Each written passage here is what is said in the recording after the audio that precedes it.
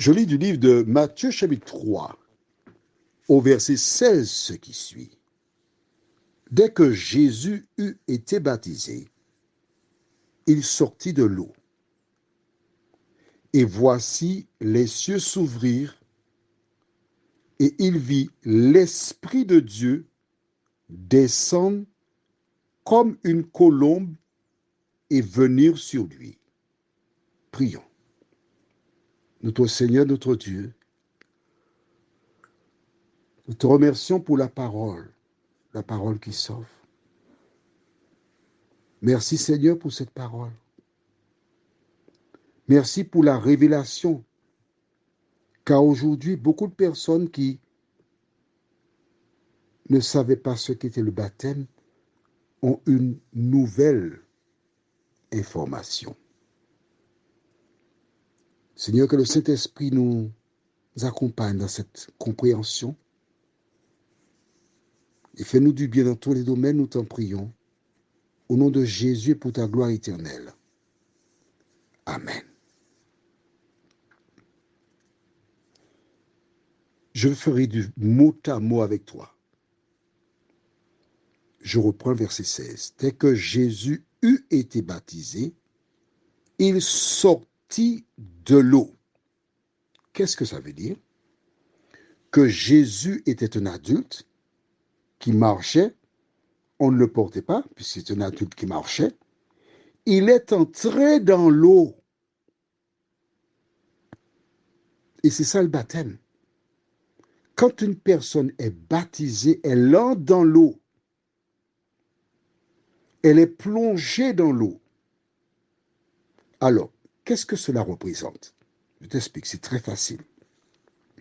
Celui qui entre dans l'eau accepte Jésus comme sauveur personnel.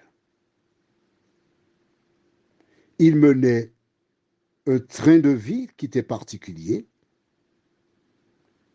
À partir du moment où il entre dans l'eau, il s'est engagé à ne plus vivre comme par le passé.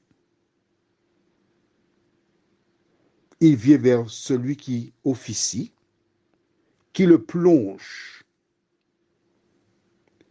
L'eau devient une tombe liquide où la personne qui est plongée ou baptisée, elle entre dans l'eau. Elle est recouverte.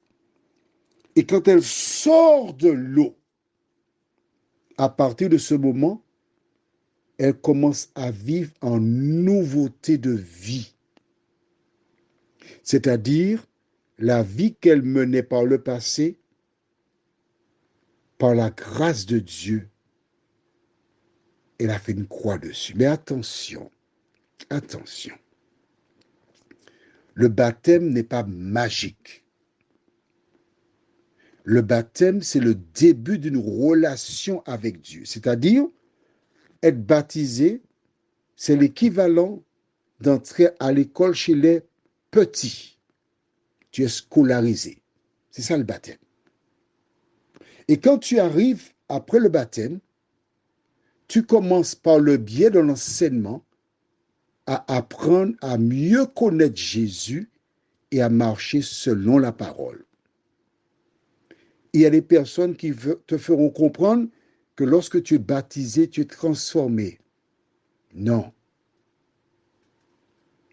tu n'es pas transformé. Tu commences à marcher avec Jésus. Pour t'expliquer, je vais te donner un exemple beaucoup plus simple. Tu es comme le bébé qui est né. Le bébé naissant, il a besoin de l'aide de sa maman. Puis un jour, il va ramper sur le ventre. Il va essayer de se tenir debout. Il va tomber. Il va se relever. Il va tomber à nouveau à plusieurs reprises jusqu'à ce qu'il fasse quelque part. Il va tomber. C'est ça. Des gens chercheront à te décourager. Mais ne te laisse pas décourager par quiconque. Si tu tombes, relève-toi. Ne reste pas par terre. Relève-toi. Et Dieu t'aidera à devenir inébranlable. Prions. Notre Seigneur, notre Dieu, les disciples ont été appelés par toi. Judas vint, mais les autres, tu les as appelés. Pendant 3 ans et demi, ils ont œuvré avec toi, marché avec toi.